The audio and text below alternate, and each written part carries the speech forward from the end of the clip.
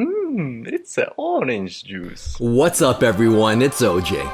In this video, we're going to go into detail about optimal building placements. This is important to know for defense, and more important to know what you can and can't bypass with hogs, balloons, giants, golems, and what world giant can and can't reach.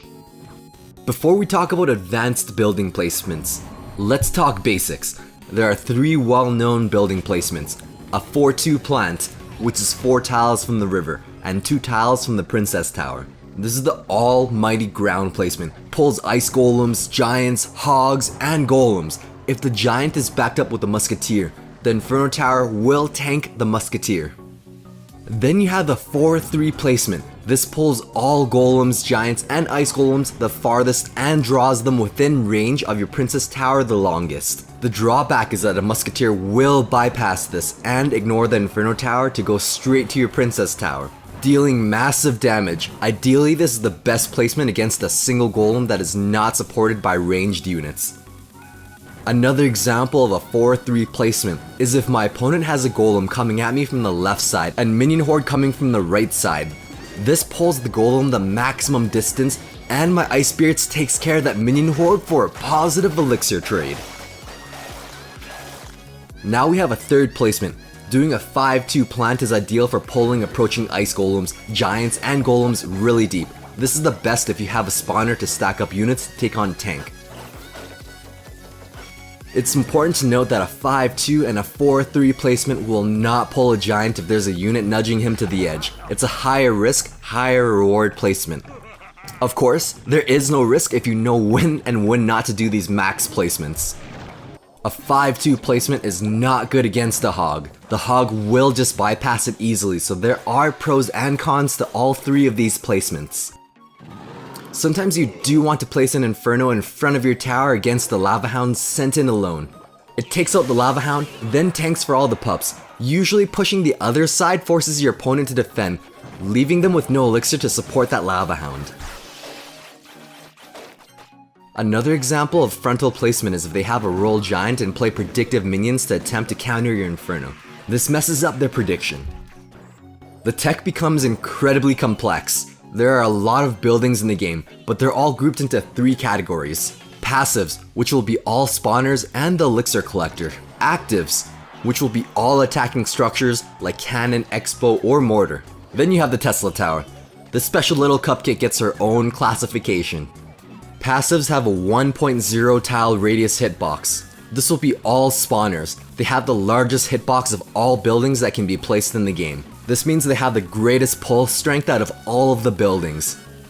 The next buildings are the active, so all attacking buildings will have a 0.6 tile attack radius hitbox. They still have a fairly strong pull strength, and can pull most things that spawners can with a slight difference. Then you have the Tesla. This little guy makes the game confusing. He has a 0.5 tile hitbox radius.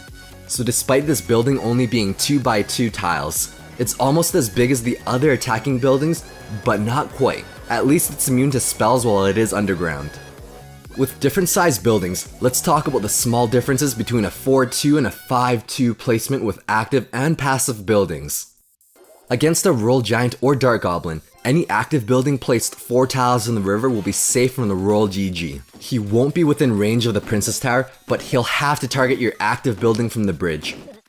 Now, if you place the passive building, which are spawners and elixir collectors, 4 tiles from the river, a roll GG and dark goblin will be sniping your passive building right at the tower without needing to cross that bridge. Let's say you were to attack the right lane while defending against an incoming giant from the left lane. You can do a 4-3 spawner plant.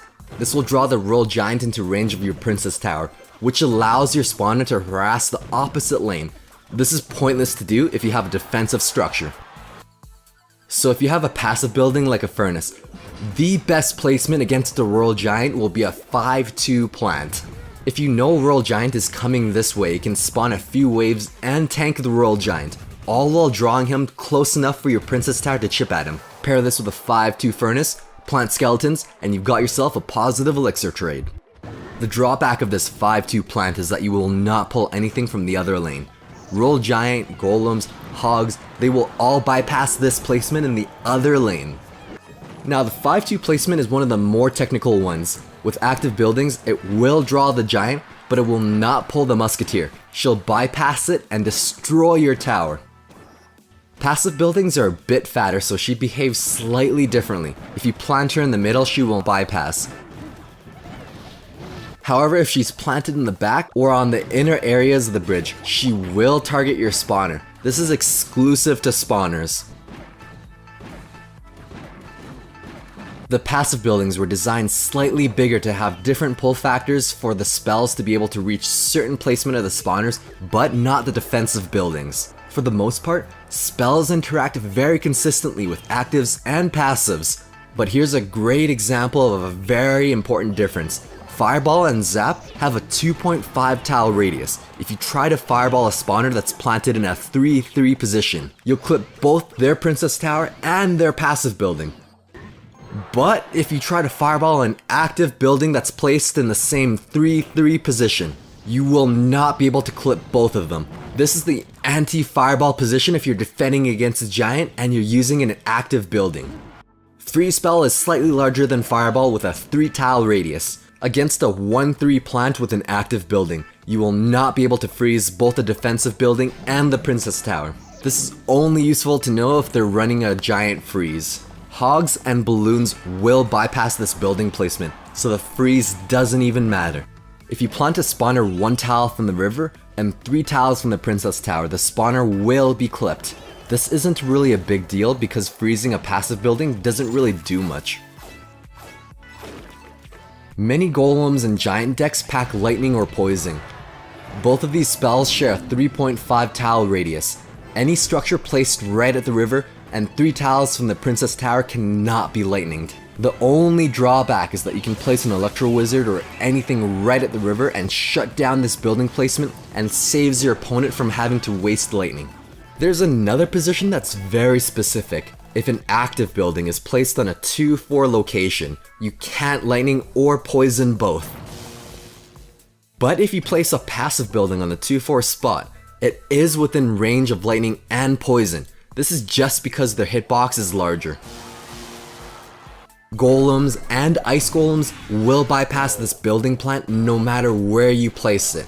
A giant planted right in the middle of the bridge will also bypass this plant, so this 2-4 plant is almost worthless. Except, if your opponent plants a giant in the back or on the inside of the bridge, it will not bypass this 2-4 plant. This is the safest anti-lightning and poison position in the game against a rear-planted giant. All giants planted behind the king's tower is considered an edge plant since he walks to the side, so this 2-4 anti-lightning position is highly relevant against all giant lightning decks. A 2-4 plant will only pull giants from the edge, it will not pull golems. The giant has a slightly larger sight range than the golem does. However, this position is still relevant and is a reliable anti-lightning position if you have an inferno tower. It is a little bit safer from an electro wizard than the classic frontal river plant. Hogs, giants, golems all have a huge 7 to 9 tile radius of sight. The battle ram's sight radius is the same to that of a knight at 5.5 tiles. Since they fixed true red and blue issues, you no longer need to plant the ram on the outer edge to bypass buildings. For active and passive buildings, you can bypass a 4-3 plant. If a passive building is planted down 3 tiles from the river, there's no way you're bypassing that spawner, but always trade your ram for an inferno tower if that's their only answer. It's a +1 trade. However, if an active building is planted 3 tiles from the river, you can bypass the opposite lane. It doesn't matter if you plant the ram on the edge or in the middle, it'll still bypass. The only time you absolutely cannot bypass an active building is when it's placed 2 tiles from the river. It doesn't matter if you plant the ram on the farthest side, it will not bypass. The Lava Hound essentially has 2 critical placements you need to memorize. This tile is the one on the farthest edge behind that chain in Legendary Arena. Let's call this the primary placement. And then you have the one beside that chain in the front row. We'll call this the secondary placement. Essentially, anything you plant in the back corner or beside your princess tower will path towards the secondary placement and behave exactly the same. When a passive building like a spawner is placed on the 4-1 position, the Lava Hound on the primary and secondary location will not bypass this. However, an active building like a bomb tower is planted in the same 4-1 location. The secondary Lava Hound plant does not bypass this, but a primary Lava Hound plant does bypass active buildings. When a spawner or an active building is placed on a 4-2 location, even the secondary Lava Hound will bypass this plant. So this is where you don't want to plant your building if you intend to pull a Lava Hound.